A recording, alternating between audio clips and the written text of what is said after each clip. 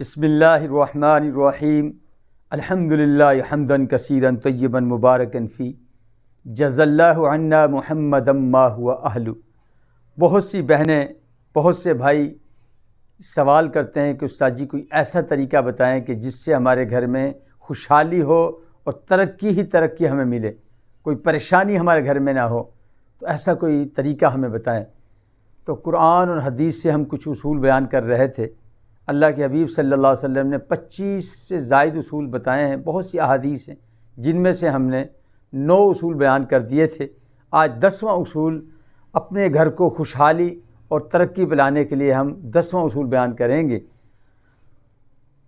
نبی کریم صلی اللہ علیہ وسلم نے ارشاد فرمایا کہ اپنے خاندان میں سے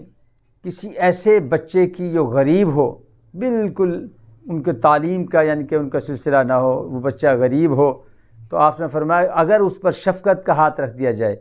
اور اگر وہ یتیم ہو تو پھر تو کیا ہی بات ہے۔ تو آپ اپنے خاندان میں دیکھیں کوئی ایسا بچہ جو غریب اور نادار ہو، آپ اس کی کفالت لے لیجئے، اس کی تعلیم کا خرچہ، آپ اس کے کھانے پینے کا خرچہ اپنے ذمے لے لیجئے۔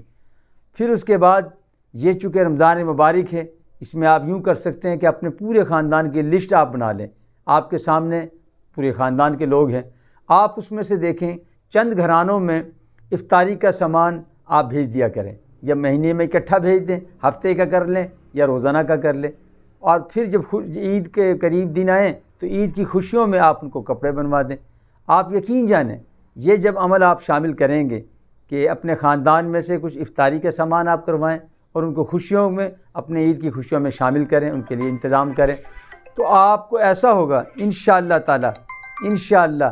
یہ 1 مہینہ آپ یہ گزار کے دیکھیں اور پھر پورے سال اس کی برکتیں دیکھیے گا۔ اللہ کے حبیب صلی اللہ علیہ وسلم صدقات اس مہینے میں بے انتہا کیا کرتے تھے۔ آپ بھی اس اصول کو اپنی زندگی میں شامل کر لیں، یا اللہ جب بھی اس مبارک مہینہ آئے گا میں اپنے خاندان کے جو غریب ہوں گے میں ان کے لیے صدقہ خیرات زیادہ سے زیادہ کروں گا، ان کے خوشیوں میں شامل کروں گا، اپنی عید کی خوشیوں میں، تو آپ کا پورا سال خوشحال رہے گا۔ اللہ پاک ہمیں بس عمل کی توفیق عطا فرما دے۔ الحمدللہ رب العالمین۔